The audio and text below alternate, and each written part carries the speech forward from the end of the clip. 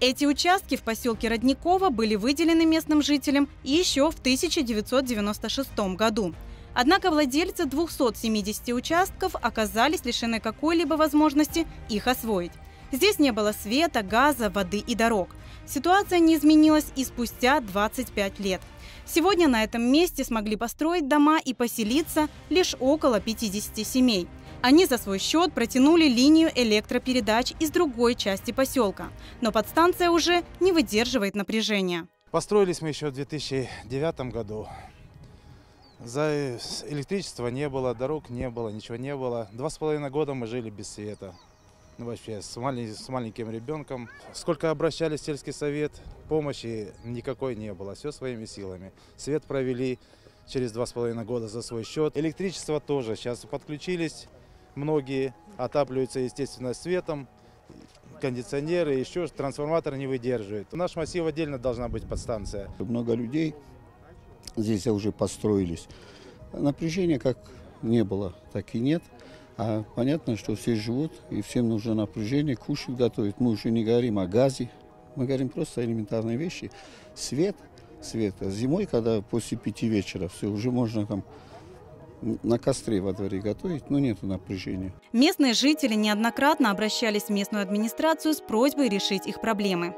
За это время уже сменилось не одно руководство, а ситуация все на той же нулевой отметке.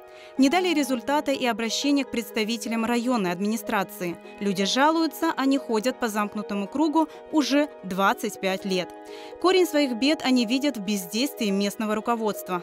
На собрании жителей, посвященное вопросам инфраструктуры, глава поселкового совета явиться отказалась, ссылаясь на плохое здоровье. Здесь не было и ее заместителя. Обращались в администрацию сельского поселения, чтобы провести свет на участок. Они говорят, что обращайтесь в Крымэнерго.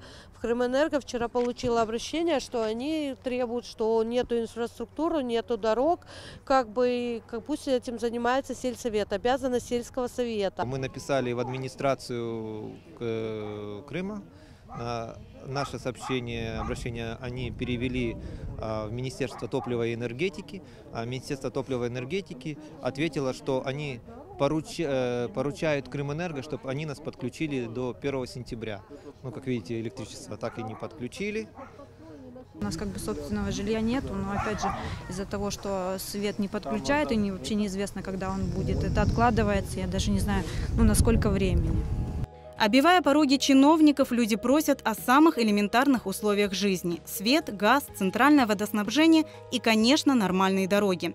Ведь много лет дети, чтобы попасть в школу, каждое утро ходят до трассы пешком, по грязи и рискуя попасть под колеса машин.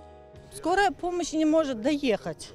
Да, они даже не могут Потому что они не могут заехать, здесь нету ни указателей, ничего. Приходится выезжать на дорогу, встречать скорую, привозить. Сейчас вторая смена, дети возвращаются поздно, ночью.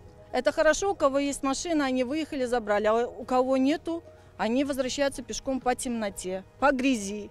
Это никого не волнует. Сколько раз мы обращались, то есть никаких реакций нету.